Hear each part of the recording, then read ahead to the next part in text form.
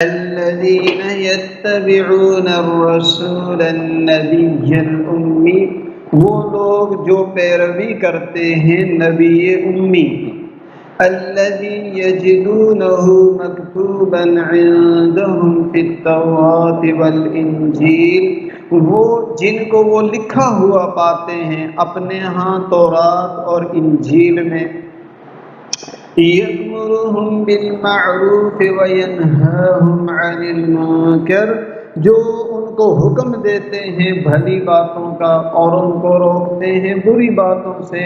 وَيُحِلُّ لَهُمُ الطَّيِّبَاتِ وَيُحَرِّمُ عَلَيْهِمُ الْخَبَائِثَ، جو حلال کرتے ہیں ان کے لیے پاکیزہ چیزیں اور حرام کرتے ہیں ان پر ناپاک چیزیں۔ وَيَضَعُ عَنْهُمْ إِصْرَهُمْ، اور اتارتے ہیں ان سے ان کا بوجھ۔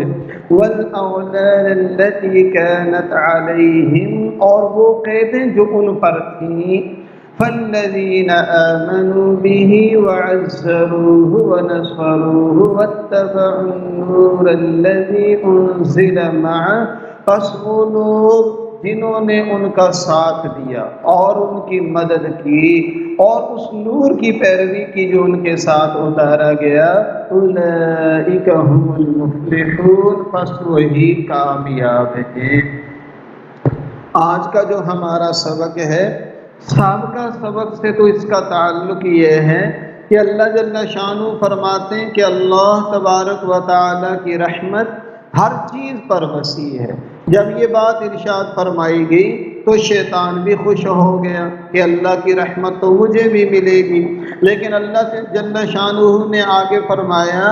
فَسَأَكْتُبُهَا لِلَّذِينَ يَتَّقُونَ وَيُؤْتُونَ الزَّكَاةَ، اور یہ میں اس کے لیے لکھ دوں گا، مقرر کروں گا جو متقی ہیں اور زکوٰۃ ادا کرتے ہیں۔ وَالَّذِينَ هُمْ بِآيَاتِنَا يُؤْمِنُونَ، اور ہماری آیتوں پر ایمان لاتے ہیں۔ تو شیطان ان شرطوں کی وجہ سے پھر مایوس ہو گیا،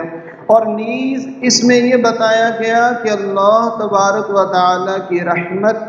ان لوگوں کو شامل ہوگی جو نبی امی پر ایمان لائیں گے، اور نبی امی وہ ہمارے پیارے آقا صلی اللہ علیہ وسلم کی ذات گرامی ہے۔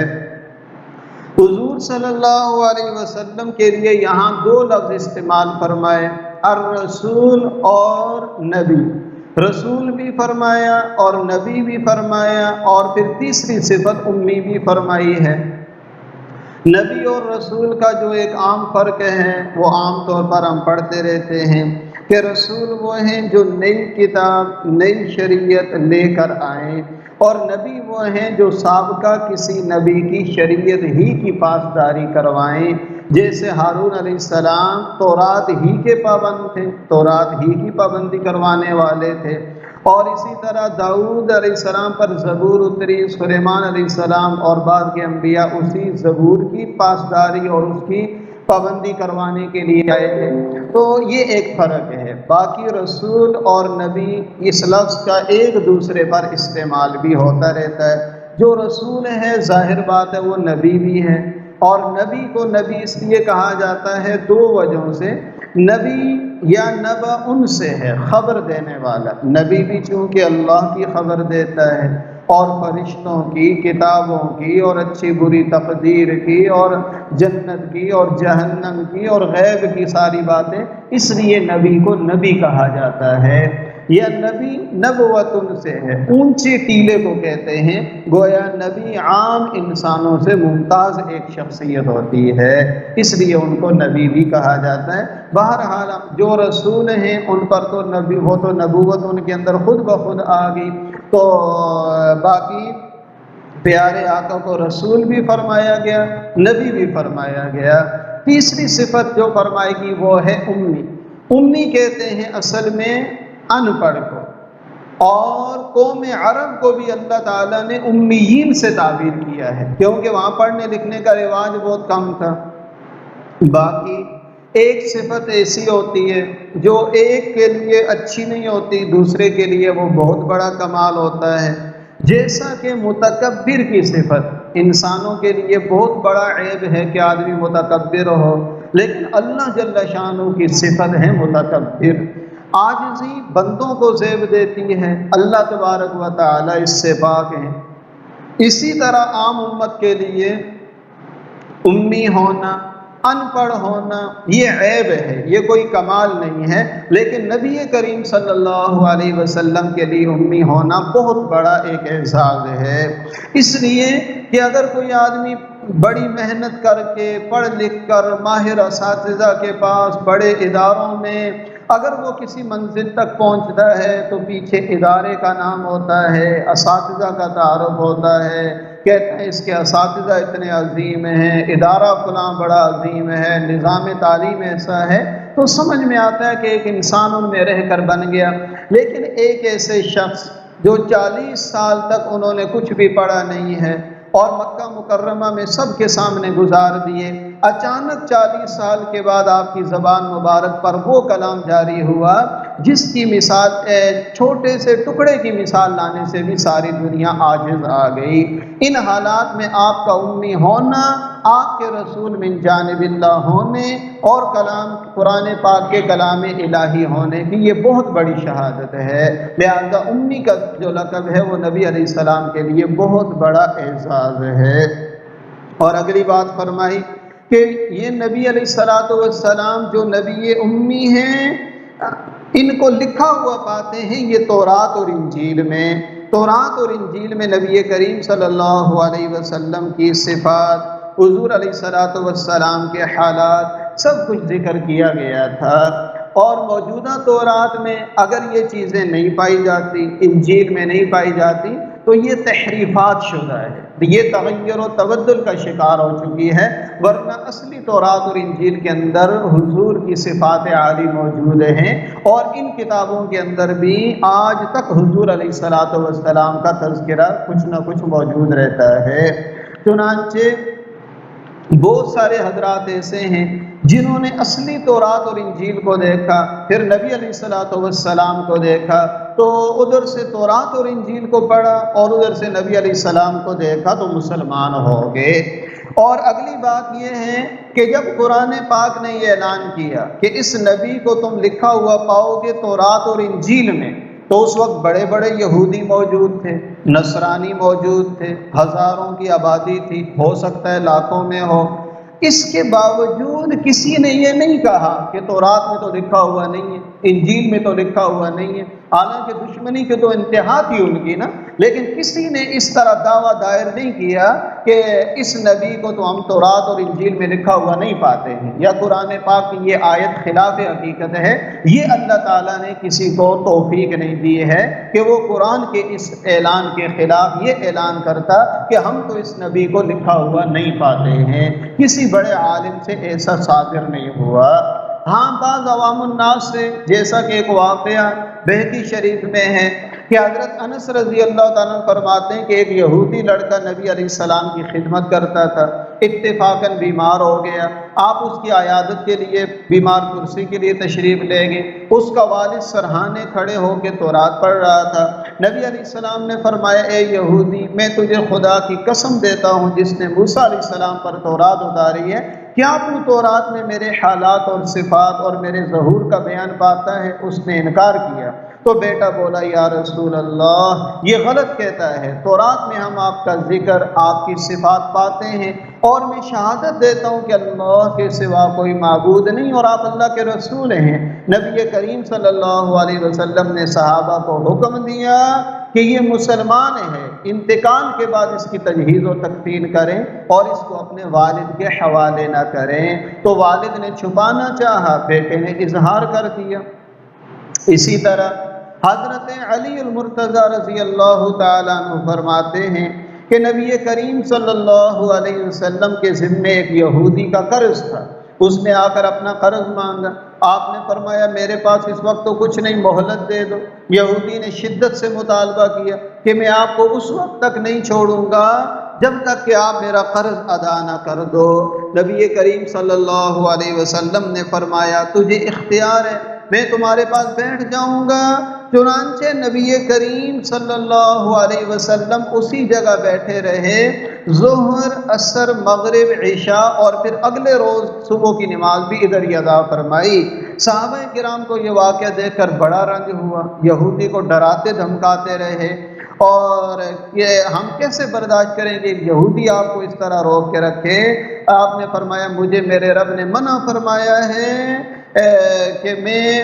کسی معاہد پر ظلم کروں۔ جب یہودی نے یہ بات دیکھی تو صبح ہوتے ہی اس نے کلمہ طیبہ پڑھ لیا، اشہد ان لا الہ الا اللہ و اشہد انک رسول اللہ، اور پھر اس نے کہا یہ جو میرا مال ہے اس میں آدھا مال میں اللہ کے راستے میں دیتا ہوں، اور کہا یہ جو کچھ میں نے کیا یہ میرے طرف سے امتحان مقصود تھا کہ تورات میں جو آپ کی صفات پائی جاتی ہیں، جو ہم نے پڑھا ہے کہ محمد ابن عبداللہ ان کی ولادت مکہ میں ہوگی، ہجرت طیبہ کی طرف ہوگی، ملک ان کا شام بھی ہوگا، نہ وہ سخت مزاج ہوں گے، نہ سخت بات کرنے والے ہوں گے، نہ بازاروں میں شور کرنے والے، فحش اور بے حیائی سے بڑے دور ہوں گے۔ اور اس نے کہا یہ سب باتیں میں نے پا لی، چنانچہ اپنی دولت کا بڑا حصہ اس نے اللہ کے نام پر لگا دیا۔ یہ بہقی شریف کی ایک روایت ہے۔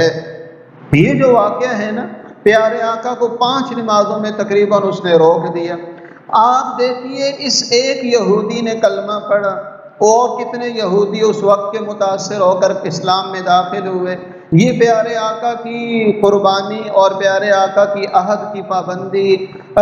اس نے قیامت تک باقی رہنا تھا، اور نبی علیہ السلام کے چونکہ اخلاق بھی معجزہ ہیں، کسی اور سے یہ کرنا بہت ہی مشکل ہے۔ اور نبی علیہ السلام کے بارے میں حضرت کعب احبار سے نقل ہے، تفسیر میں بغوی میں ہے کہ محمد اللہ کے رسول اور منتخب بندے ہیں، نہ سخت مزاج ہیں اور نہ بےہودہ گو ہیں، نہ بازاروں میں شور کرنے والے ہیں، اور بدی کا بدلہ بدی سے نہیں دیتے بلکہ معاف فرما دیتے ہیں، درگزر کرتے ہیں۔ ولادت آپ کی مکہ میں اور ہجرت آپ کی طیبہ میں ہوگی، ملک آپ کا شام ہوگا، امت آپ کی حمادین ہوگی، راحت اور کلفت یعنی تکلیف دونوں حالتوں میں یہ امت اللہ کی حمد اور شکر کرے گی، بلندی پر چڑھتے ہوئے یہ تکبیر کہا کریں گے، اور آفتاب کے سایوں پر نظر رکھے گی تاکہ اس کے ذریعے سے اوقات کا پتہ کریں، اپنی نماز وقت پر پڑھا کریں، وہ اپنے نچلے بدن پر تہبند کا استعمال کریں گے، اپنے ہاتھ پاؤں کو وضو کے ذریعے پاک کریں گے، ان کا اذان دینے والا فضا میں بلند کرے گا اذان کو، جہاد میں ان کی صفیں ایسے ہوں گی جیسے نماز با جماعت میں، رات کو ان کی تلاوت اور ذکر کی آوازیں اس طرح گونجیں گی جیسے کہ شہد کی مکھیوں کا شور ہوتا ہے۔ یہ تفسیر مظہری میں بھی موجود ہے، اور طبقات ابن سعد میں اور ابن عساکر نے حضرت سہل سے نقل کیا ہے کہ حضرت سہل فرماتے میں نے خود انجیل میں پیارے آقا کی یہ صفات پڑھی، وہ نہ پست قد ہوں گے نہ بہت دراز قد ہوں گے، سفید رنگ والے، 2 زلفوں والے ہوں گے، ان کے 2 شانوں کندھوں کے درمیان مہر نبوت ہوگی، صدقہ قبول نہیں کریں گے، حمار اونٹ اور گدھے پر سواری کریں گے، بکریوں کا دودھ خود دو لیا کریں گے، پیوند زدہ کرتا استعمال فرمائیں گے، اور جو ایسا کرتا استعمال کرتا ہے وہ تکبر سے بری ہوتا ہے، وہ اسماعیل علیہ السلام کی اولاد میں ہوں گے اور ان کا نام احمد ہوگا۔ اسی طرح ایک روایت جو ہے وہ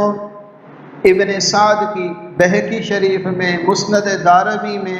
ہے، حضرت عبداللہ ابن سلام رضی اللہ تعالیٰ عنہ سے منقول ہے، جو تورات کے بڑے عالم تھے۔ وہ فرماتے ہیں تورات میں ہے، اے نبی ہم نے آپ کو بھیجا سب امتوں پر گواہ بنا کر، اور نیک عمل کرنے والوں کو بشارت دینے والا، برے اعمال والوں کو ڈرانے والا، امیین یعنی عربوں کی حفاظت کرنے والا۔ آپ میرے بندے اور رسول ہیں، میں نے آپ کا نام متوکل رکھا ہے، نہ آپ سخت مزاج ہیں، نہ جھگڑالو ہیں، نہ بازاروں میں شور کرنے والے، برائی کا بدلہ برائی سے نہیں دیتے بلکہ معاف کرتے ہیں اور درگزر کر دیتے ہیں۔ اللہ تعالیٰ ان کو اس وقت تک وفات نہیں دیں گے جب تک کہ ان کے ذریعے ٹیڑھی قوم کو سیدھا نہ کر دیں، یہاں تک کہ وہ لا الہ الا اللہ کے قائل ہو جائیں اور اندھی آنکھوں کو کھول دیں اور بہرے کانوں کو سننے کے قابل بنا دیں اور بندے ہوئے دلوں کو کھول دیں۔ اور ایک روایت دلائل النبوہ میں یہ بھی ہے کہ اللہ تعالیٰ نے زبور میں حضرت داؤد علیہ السلام کی طرف یہ وحی فرمائی، اے داؤد آپ کے بعد ایک نبی آئیں گے، ان کا نام احمد ہوگا، میں ان سے کبھی ناراض نہیں ہوں گا، وہ کبھی میری نافرمانی نہ کریں گے، میں نے ان کی اگلی پچھلی سب خطائیں معاف کر دی، ان کی امت مرحومہ ہے، میں نے ان کو وہ نوافل دیے جو انبیاء کو عطا کیے، وہ فرائض عائد کیے جو انبیاء پر لازم کیے گئے تھے، یہاں تک کہ وہ محشر میں میرے سامنے آئیں گے، ان کا نور انبیاء کے نور کی مانند ہوگا۔ اے داؤد، میں نے محمد صلی اللہ علیہ وسلم اور ان کی امت کو تمام امتوں پر فضیلت دی ہے، اور میں نے ان کو 6 چیزیں خصوصی طور پر عطا کی ہیں جو اور امتوں کو نہیں۔ ان میں ایک یہ ہے کہ خطا اور بھول پر، نسیان پر ان کو عذاب نہ ہوگا، یعنی جو گناہ بغیر ارادے کے ہو جائے اور مجھ سے مغفرت مانگے تو میں معاف کر دوں گا۔ جو مال وہ اللہ کی راہ میں نمبر 2 بطیب خاطر خرچ کریں گے تو دنیا ہی میں ان کو اس سے بہت زیادہ دے دوں گا، اور اس کے بعد 3، جب ان پر کوئی مصیبت پڑے تو وہ انا للہ و انا الیہ راجعون کہیں گے، تو میں ان پر اس مصیبت کو رحمت اور جنت کی طرف ہدایت بنا دوں گا۔ اور آگے فرمایا جو دعا وہ کریں گے میں قبول کروں گا، کبھی اس طرح کہ جو مانگا وہی دے دوں گا، کبھی اس طرح کہ اس دعا کو ان کی آخرت کا سامان بنا دوں گا۔ یہ روح المعانی میں بھی منقول ہے۔ بہرحال اس پر اور بھی مستقل کتابیں تحریر کی گئی ہیں کہ پیارے آقا کا تذکرہ پہلی کتابوں میں کتنا موجود ہے، اور یقیناً موجود تھا، یہی وجہ ہے کہ اس وقت کے لوگوں نے اس کو رد نہیں کیا۔ تو پیارے آقا کی ایک صفت ذکر کر دی رسول، دوسری صفت کر دی ذکر کے نبی امی، نبی ہیں، نمبر 3 امی ہیں، نمبر 4 تورات اور انجیل میں لکھا ہوا پاتے ہیں، نمبر 5 وہ بھلی باتوں کا حکم کرتے ہیں اور بری باتوں سے روکتے ہیں۔ یہ اس نبی کی صفات ہوں گی، نبی امی کی، اور حضور کے واسطے سے اس امت کی بھی یہ صفات ہیں کہ امر بالمعروف اور نہی عن المنکر وہ اس امت کی خصوصی شان بھی ہے۔ اور آگے فرمایا اگلی صفت، ان کے لیے حلال کریں گے پاکیزہ چیزیں اور حرام کریں گے ان کے لیے ناپاک چیزیں، گندی چیزیں ان کے لیے حرام کریں گے۔ بہت ساری چیزیں ایسی تھیں جو اصل میں حلال تھیں، بنی اسرائیل کی سرکشی کی وجہ سے وہ حلال چیزیں بھی ان پر بند کر دی گئی تھیں، نبی علیہ السلام کے واسطے سے اللہ تبارک و تعالیٰ نے ان کو حلال قرار دے دیا گیا، اور وہ جو چیزیں تھیں وہ سزا کے طور پر وہ ختم کر دی گئی، جیسے حلال جانوروں کی چربی ان پر حرام تھی، لیکن نبی علیہ السلام کی برکت سے اللہ نے اس کی حرمت کو ختم کر دیا۔ اور ناپاک چیزوں کو حرام کریں گے جیسے خون ہے، مردار ہے، شراب ہے، سود ہے، رشوت ہے، جوا ہے، وغیرہ جتنی بری چیزیں ہیں۔ اور اگلی صفت نبی علیہ الصلوۃ والسلام کی یہ ذکر فرمائی، وَيَضَعُ عَنْهُمْ إِصْرَهُمْ، اور ان سے دور کر دیں گے ان کا بوجھ، اور وہ قیدیں جو ان پر لگائی گئی تھی ان قیدوں کو وہ دور کر دیں گے۔ اسر ایسی چیز کو کہتے ہیں جو آدمی کو حرکت سے روک دے، اور اغلال ہتکڑی کو کہتے ہیں جو مجرموں کو ڈالی جاتی ہے ہاتھوں میں، اور ان ہاتھوں کو گردن کے ساتھ باندھ دیا جاتا ہے۔ اس سے مراد سخت احکام ہیں جو سابقہ امتوں پر تھے تو وہ دور کر دیے جائیں گے وہ بوجھ۔ جیسے ان کا کپڑا ناپاک ہوتا تو پانی سے دھونا کافی نہیں تھا بلکہ نجس جگہ کو کاٹنا ضروری ہوتا تھا، مال غنیمت ان کے لیے حلال نہیں تھا، اور قاتل کے لیے صرف قصاص تھا اور دیت دینے کا وہ طریقہ نہیں تھا۔ تو اللہ نے اپنے نبی کے واسطے سے یہ مشکل باتوں کو آسان کر دیا۔ یہی بات ہے کہ پیارے آقا فرماتے ہیں میں نے تم کو ایک سہل اور آسان شریعت پر چھوڑا ہے جس میں نہ کوئی مشقت ہے نہ گمراہی کا اندیشہ۔ اور ایک روایت میں فرمایا الدین یسر، دین تو سراسر آسانی کا نام ہے، اور خود اللہ جل شانہ فرماتے ہیں وما جعل علیکم فی الدین من حرج، اللہ نے تمہارے لیے دین کے معاملے میں کوئی تنگی پیدا نہیں کی، سارا خوبصورت دین ہے۔ بہرحال یہ نبی امی کی صفات ہمارے سامنے آ گئیں۔ اب آگے ان نبی علیہ السلام کے حقوق ہیں، وہ لوگ جو ایمان لائے اس پر اور ان کا ساتھ دیا اور ان کی مدد کی تو اور اس نور کی پیروی کی جو ان کے ساتھ اتارا گیا تو یہی لوگ کامیاب ہیں۔ اب یہاں پر 4 شرطیں ذکر کی گئی ہیں۔ نمبر 1 آپ صلی اللہ علیہ وسلم پر ایمان لانا، نمبر 2 عزروہ کا ایک ترجمہ ہے ساتھ دینا، اور ایک ترجمہ اس کا ہے تعظیم بجا لانا، عبداللہ ابن عباس فرماتے ہیں تعظیم بجا لانا۔ جو لوگ حضور پر ایمان لائے پھر تعظیم بھی کی اور نبی علیہ السلام کا ساتھ بھی دیا، اور اس کے ساتھ فرمایا کہ نبی علیہ السلام کی مدد بھی کی، اور نمبر 4 اس نور کی پیروی کی جو حضور پر اتارا گیا یعنی قرآن مجید۔ تو یہ 4 صفات جس کے اندر ہوں گی فرمایا وہی لوگ کامیاب ہوں گے۔ اس سے معلوم ہوا کہ نبی کا صرف اتباع نہیں ہے بلکہ نبی علیہ السلام کا ساتھ دینا، تعظیم بجا لانا اور مدد کرنا بھی ضروری ہے اور پیروی کرنا بھی ضروری ہے، اور اسی کو کامیابی کی ضمانت قرار دیا گیا ہے۔ اور یہاں نبی علیہ السلام کے 4 بڑے حقوق بتا دیے۔ نمبر 1 پیارے آقا پر ایمان لانا، نمبر 2 تعظیم بجا لانا، پیارے آقا کی تعظیم احترام کا جو حق ہے، اور نمبر 3 ان کی مدد کرنا یعنی دین کی مدد کرنا، اور نمبر 4 جو نور وہ لے کر آئے ہیں اس نور کی پیروی کرنا۔ اور آداب نبوت بہت سارے خود قرآن پاک میں ذکر ہیں، جیسے اللہ جل شانہ فرماتے ہیں یا ایھا الذین آمنوا لا ترفعوا اصواتکم فوق صوت النبی، اے ایمان والو اپنی آوازوں کو نبی کی آوازوں سے بلند نہ کرو۔ دوسری جگہ پر فرمایا ایمان والو لا تقدموا بین یدی اللہ ورسولہ، اللہ رسول سے سبقت نہ کرو۔ اور ایک آیت میں فرمایا لا تجعلوا دعاء الرسول بینکم کدعاء بعضکم بعضا، نبی کو ایسے مت پکارو جیسے ایک دوسرے کو پکارتے ہو، اور نبی کے پکارنے کو ایسا نہ سمجھو جیسا تم میں سے کوئی کسی کو پکارتا ہے اور اس میں وہ کمی بیشی تاخیر اور تقدیم کر دیتا ہے۔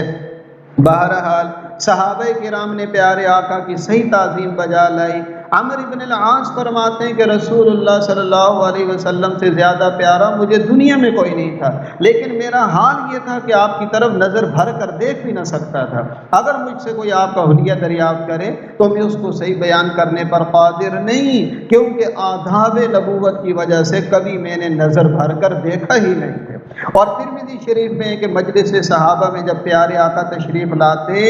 تو سب نظریں نیچی کر کے بیٹھتے، صرف ابو بکر صدیق اور حضرت عمر آپ کی طرف نظر کرتے، آپ ان کی طرف، اور وہ آپ کو دیکھ کر مسکرایا کرتے تھے۔ ترمذی شریف کی روایت ہے۔ اور حضرت عمر رضی اللہ تعالیٰ عنہ تو اتنا پوشیدہ بولتے تھے احترام کی وجہ سے جیسے چپکے سے کوئی آدمی بات کر رہا ہوتا ہے۔ یہی وجہ ہے کہ عروہ بن مسعود جو مکہ والوں کی طرف سے قاصد یا جاسوس بن کر آئے، اس نے واپس جا کر رپورٹ دی کہ میں نے کیسر و کسریٰ کے دربار بھی دیکھے، نجاشی سے بھی ملا، مگر جو حال میں نے اصحاب محمد کا دیکھا وہ کہیں نہیں دیکھا، تم ان کا مقابلہ کبھی نہیں کر پاؤ گے۔